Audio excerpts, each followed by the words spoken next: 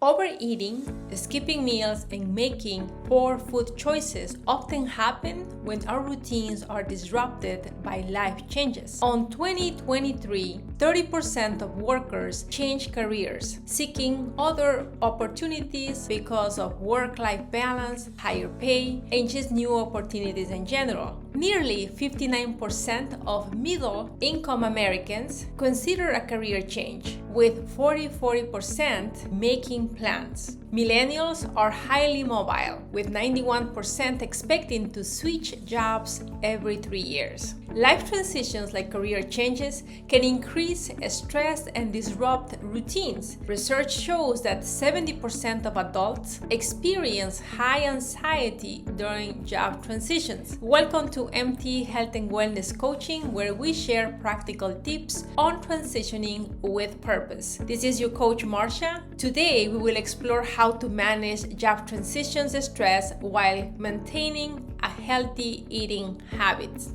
The moment that we have a change in our lives, the first thing that gets affected is our eating habits. And we want to make sure that you have the tips that will help you to stay in tune with your eating habits and just have a healthy life. Changing jobs means adjusting to a new environment, meaning new schedules, learning new tasks, meeting new people, and just handling the unknown, just being positive that things will be okay. And that creates a lot of anxiety. And this stress also leads us to skip meals, to have emotional eating, like eating a lot, just because we feel anxious, and also choosing less nutritious meals. Perhaps this sounds familiar to a lot of us that have changed jobs or that have transitions in life where something like eating gets affected all the time. So imagine now somebody that works from 9 to 5 and weekends off, and now switching to a job that has very erratic hours. That might be hard, right? When you have hours that they're unpredictable, then sometimes they call you to work in the morning and sometimes they call you to work at night.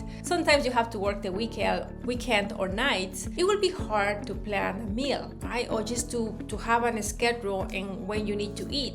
And that really impacts our health. So if you think about it now, if you are somebody that eats every single day at 1 o'clock and suddenly you need to just eat either earlier or later, it's going to affect your health and it's going to affect you in many, many different ways. And we want to make sure that you have the tools to keep yourself healthy and balanced. Fortunately, there are simple strategies to ease this transition while supporting your eating habits. I am going to share 3 steps that will help you to become more aware of your thoughts and emotions while building self-compassion during this journey. It's a journey where things are changing and we need to be compassionate with ourselves and we need to be aware of what is going on in our mind and also in our bodies. So these steps will take you between 5 to 10 minutes every single day. So only 5 to 10 minutes is not much for the 24 hours that we have during the day, and it will help you to create a solid foundation for handling change with confidence and self-awareness. These are the 3 steps to easing that transition. Step number 1, use habit stacking. Reflection with existing habit. So think about linking the reflection habit to an existing habit. For example, you brush your teeth every night.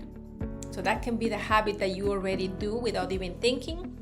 And right after you finish brushing your teeth, you are going to sit down for 5 minutes and just reflect on the day. Reflect on what happened on the day. Things that might make you think about how good it was, or maybe things that you have to rethink how you do it the next time, but just reflect on how the day was. And just doing that, it will help you to create consistency on reflecting every day because you already brush your teeth, now you are reflecting. Step number 2, focus on your strengths and visualize them. So write down in a piece of paper in a journal 3 positive strengths you have. So write down on a piece of paper or in a journal 3 strengths that you have. I highly recommend you to pick 3 strengths that you most likely use at work. And after you write them down, to imagine how you will use that at your job. Think about how you will use that. So for example, if you choose that one of your strengths is organization, just picture yourself, imagine yourself doing things that will help at your work with organization. If you put down, let's say you are a good listener, just visualize yourself when you are talking to somebody, like maybe a client, or maybe your boss, or maybe one of your employees, or maybe one of your coworkers. Just picture yourself or visualize yourself being a good listener. Research shows that focusing on the strengths and visualizing them helps to boost your confidence and reduces stress. Let's go to step number 3. Step number 3 is about anticipating roadblocks. Think about 2 potential roadblocks at your job and write down how you will handle them. Research shows that anticipating problems reduces the stress and improves resilience, equipping you to face challenges with confidence. Let me give you an example. You have to speak with customers all day long. Since you are in this new job, obviously you don't know every single answer they might, questions that they may have. So what you're going to do is you're going to write down, okay, this customer might ask me this question, how I will reply to this. And you might want to write down how you will answer back. It's better to have a phrase where you can actually tell the customer, I really appreciate your question. This question is something that I will need to do a little research. Let me just get the person that can help us to give you an answer. So if you rehearse that, the next day that you go to work and somebody comes and asks you a question that you have no idea how to answer, you will have an answer. If you don't prepare, most likely what is going to happen is you are going to freeze. And that is when the customer gets upset, you get scared, the anxiety level goes up. From that day and from that moment, you just don't feel comfortable.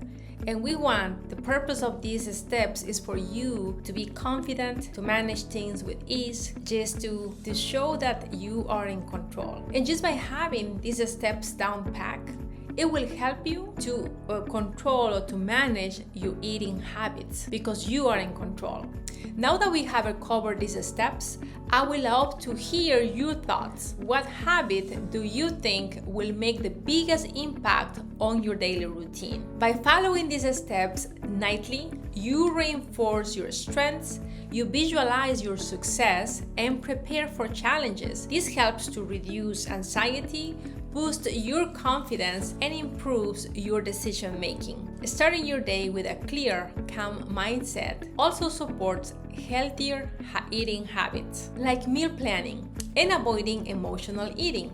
Reflecting on your strengths and preparing for challenges not only improves your mental well-being, but also sets a foundation for balanced eating during life transitions. In uncertain moments, small acts of reflection can have a big impact.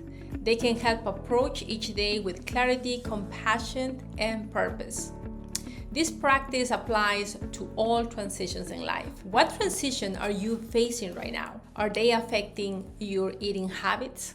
Remember, every transition offers growth.